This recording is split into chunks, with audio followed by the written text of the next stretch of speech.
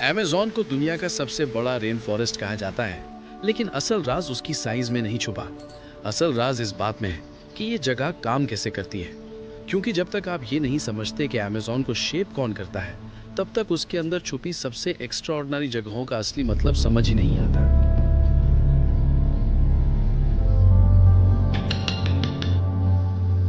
और यही बात अमेज़न को सिर्फ एक जंगल नहीं, बल्कि एक जिंदा सिस्टम बनाती है। एक ऐसा सिस्टम जो सांस लेता है, पानी बनाता है, मौसम चलाता है और अपने अंदर इतनी जिंदगी छुपाए बैठा है कि साइंस आज तक उसका पूरा हिसाब नहीं लगा सकी। सबसे हैरान कर देने वाली बात यह है कि अमेज़न की कहानी अमेज़न से शुरू भी नहीं होती। इसका एक अहम हिस्सा अफ्रीका के सहारा डेजर्ट से आता है।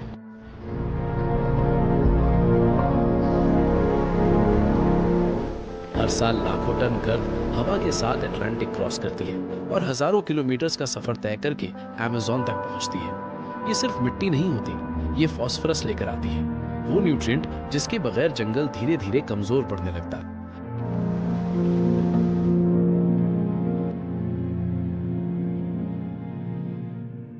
सोचिए, दुनिया का सबसे हरा भरा रेन फॉरेस्ट दुनिया के सबसे सूखे डेजर्ट से फीड होता है।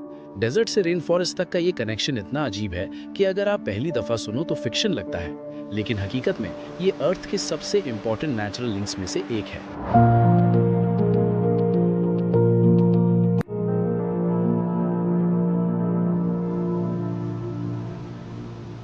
फिर आती है बारिश। हम अक्सर समझते हैं कि अमेज़न को बारिश मिलती है, लेकिन असल में अमेज़न खुद बारिश बनाता है।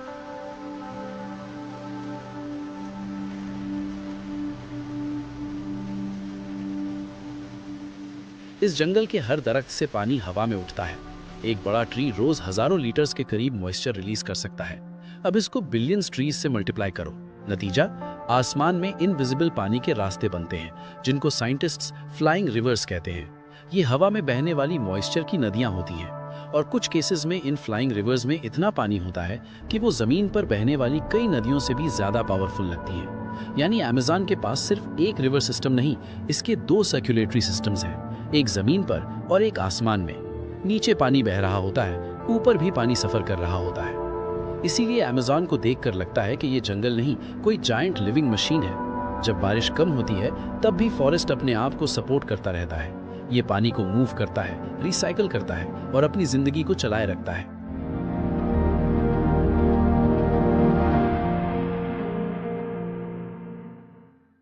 और जैसे जैसे आप इस इकोसिस्टम को समझने लगते हो, वैसा वैसा अमेज़न और भी ज्यादा स्ट्रेंज लगने लगता है। लेकिन अमेज़न एक ही तरह का जंगल नहीं है, ये एक मोजाइक है। एक जगह ऐसी मिलेगी जो महीनों तक पानी में डूबी रहेगी। कुछ ही डिस्टेंस बाद ऐसी जमीन होगी जो साल भर ड्राई रहे। कहीं व्हाइट सैंड सॉइल्स हैं जहाँ का जंगल ट्रॉपिकल सवाना जैसा लगता है। कहीं मिनरल रिच ग्राउंड पर साउथ अमेरिका के सबसे ऊंचे दरख्त उगते हैं। इसीलिए अमेज़न में दो जगह जो मैप पर बहुत करीब लगती हैं, असल में बिल्कुल अलग वर्ल्ड्स होती हैं। अलग सॉइल, अलग फ्लड साइकिल, अलग इंसेक्ट्स, अलग बर्ड्स, अलग सर्वाइवल रूल्स। और जब बायोडाइवर्सिटी की बात आती है तो अमेज़न इंसानी इमेजिनेशन को चैलेंज करता है। एक सॉकर फील्ड जितनी जमीन में 300 से ज्यादा ट्री स्पीशीज मिल सकती हैं। इतनी डाइवर्सिटी के कई टेम्परेट मुल्कों में पूरे मुल्क भर में इतनी ट्री वैरायटी नहीं मिलती जितनी यहाँ 1 हेक्टेयर में मिल जाए। और ये सिर्फ प्लांट्स की बात है।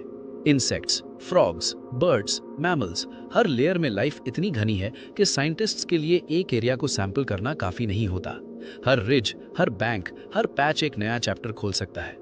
लेकिन अमेज़न सिर्फ बायोलॉजिकल वंडर नहीं, ये कल्चरल वर्ल्ड भी है। इस बेसिन में 300 से ज्यादा इंडिजिनस ग्रुप्स रहते आए हैं। कुछ कम्युनिटीज को plants, reverse, flood cycles, seasonal winds और एनिमल बिहेवियर का इतना गहरा इल्म है कि मॉडर्न साइंस भी उस नॉलेज को रिस्पेक्ट करती है। कहीं आज भी ऐसे आइसोलेटेड ग्रुप्स मौजूद हैं जो आउटसाइड वर्ल्ड से कांटेक्ट नहीं चाहते। उनकी प्रेजेंस याद दिलाती है कि अमेज़न कभी भी खाली विल्डरनेस नहीं था। ये हजारों सालों से ह्यूमन इंटरैक्शन, मेमोरी और अडेप्टेशन का लैंडस्केप रहा है।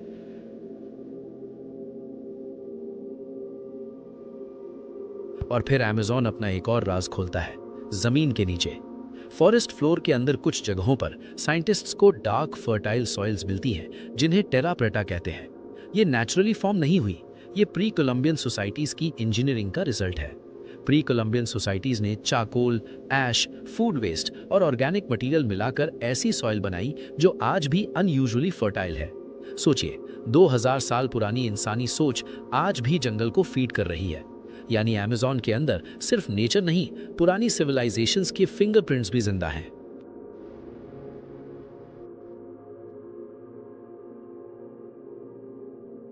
अब जब हम अमेज़न के रिमार्केबल प्लेसेस की तरफ बढ़ते हैं तो पहली बड़ी सरप्राइज मिलती है मनाउस में। मनाउस एक मॉडर्न सिटी है जो रेन फॉरेस्ट के दिल में बनी हुई है। और सिर्फ बनी नहीं, एक वक्त में ये साउथ अमेरिका की रिचेस्ट सिटीज में से थी। रबर बूम के दौर में यहाँ इतनी दौलत आई कि ओपेरा हाउस बनाया गया, यूरोपियन आर्किटेक्चर इंपोर्ट हुई, इटालियन मार्बल और फ्रेंच आयरन वर्क जंगल के दरमियान लाया गया।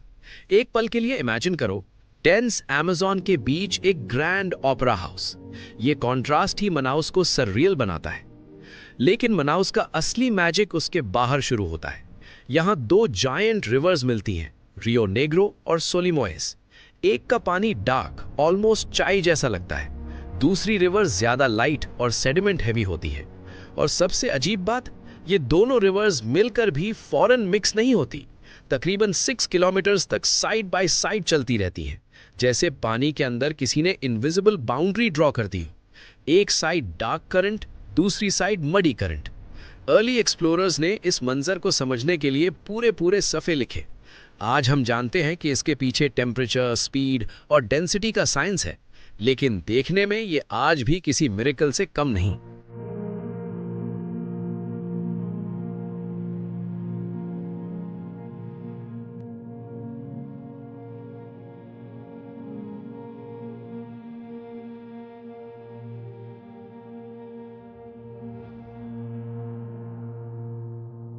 इसके बाद अमेज़न और भी ज्यादा लिक्विड मेज बन जाता है एना विल्हेनिस आर्किपेलागो में।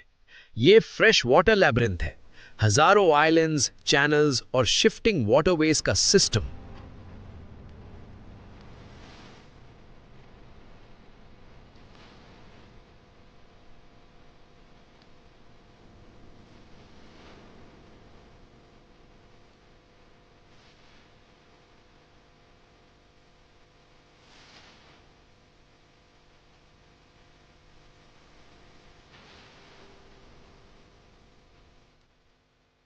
ड्राई सीजन में सैंड बार्स और लंबी आइलैंड्स नजर आती हैं। वेट सीजन में पानी उठता है और पूरा लैंडस्केप बदल जाता है। ट्रीज के नीचे से हिडन चैनल्स निकल आते हैं। पिंक रिवर डॉल्फिन्स इन सबमर्ज्ड कॉरिडोर्स में मूव करती हैं। फिश फ्लडेड फॉरेस्ट्स में स्पॉन करती हैं। हर सीजन में मैप लिटरली बदल सकता है। इस जगह की ब्यूटी स्टैटिक नहीं, ये मोशन में होती है। फिर आता है खुद अमेज़न रिवर। इतना जायंट के नंबर्स भी छोटे लगने लगते हैं। पीक डिस्चार्ज के वक्त ये अटलांटिक में इतना पानी भेजता है कि हर मिनट में tens of thousands Olympic swimming pools fill की जा सकती हैं। लेकिन ये रिवर भी सिंपल नहीं, ये एक स्टेबल लाइन नहीं है। ये स्प्लिट होती है, मर्ज होती है, बैंक्स तोड़ती है, सैंड बार्स बनाती है, आइलैंड्स शिफ्ट करती है। यहाँ जीने वाले लोगों के लिए रिवर रोड नहीं, एक लिविंग फोर्स है जिसे रोज रीड करना पड़ता है। गलत रीडिंग का मतलब है हिडन चैनल, फ्लोटिंग डिब्री या डेंजरस करंट। और फिर जब जंगल क्लोज इन करना शुरू करता है, अमेज़न अपनी सबसे आइकॉनिक फॉर्म में दिखने लगता है, रेन फॉरेस्ट। लेकिन यहाँ भी जो हम देखते हैं वो बस सरफेस होता है। सॉइल सरप्राइजिंगली पुअर होती है। न्यूट्रिएंट्स जमीन में नहीं, मोस्टली लिविंग सिस्टम के अंदर सर्कुलेट कर रहे होते हैं। लीव्स गिरती हैं, डीके होती हैं, रूट्स अब्सॉर्ब करती हैं, लाइफ फिर से बिल्ड होती है। ऊपर कैनोपी 60 मीटर्स तक जा सकती है। वहाँ एक अलग दुनिया है। लाइट अलग, ह्यूमिडिटी अलग, टेम्परेचर अलग, स्पीशीज अलग। नीचे ग्राउंड पर चलने वाला इंसान सोच भी नहीं सकता कि उसके सर के ऊपर कितनी जिंदगी चल रही है।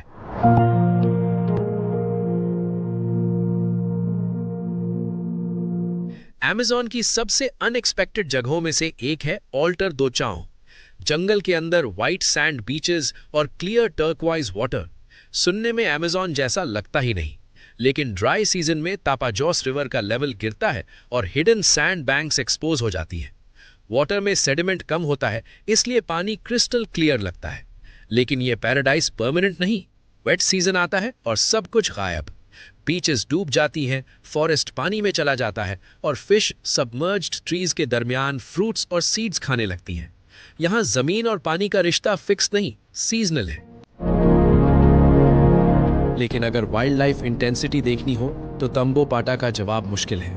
यहाँ ऑक्सबो लेक्स है, डिफरेंट फॉरेस्ट टाइप्स है, क्ले रिच बैंक्स है और स्पीशीज कॉन्सेंट्रेशन इतनी हाई है कि शॉर्ट डिस्टेंसेस में पूरा इकोलॉजिकल शिफ्ट महसूस होता है।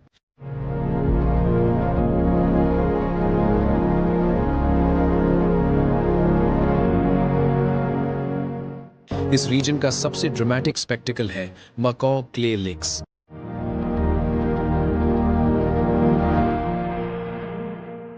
सुबह होते ही डजन्स, कभी hundreds of brightly coloured macaws एक एक्सपोज्ड क्ले वॉल पर उतरते हैं।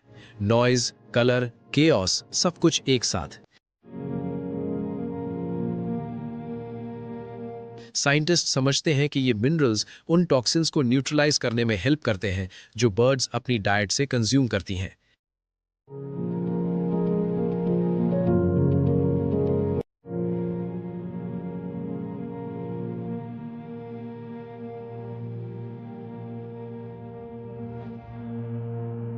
लेकिन इस सीन का ड्रामा सिर्फ फीडिंग में नहीं, रैप्टर्स आसपास सर्कल करते हैं। हर मूवमेंट में रिस्क और सर्वाइवल दोनों छुपे होते हैं।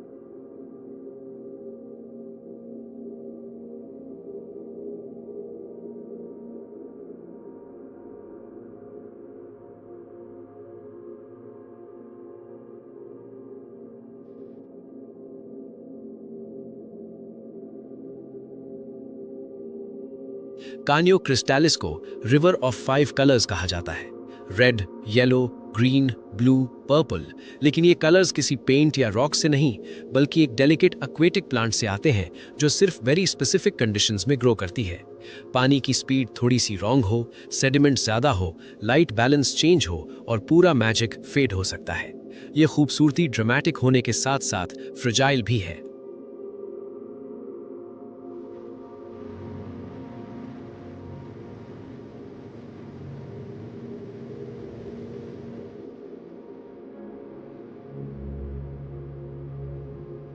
और फिर कानेमा नेशनल पार्क में टेपुईज राइज करते हैं। जायंट सैंडस्टोन टेबल माउंटेन्स, जैसे किसी ने जमीन के टुकड़े आसमान की तरफ उठा दिए हों।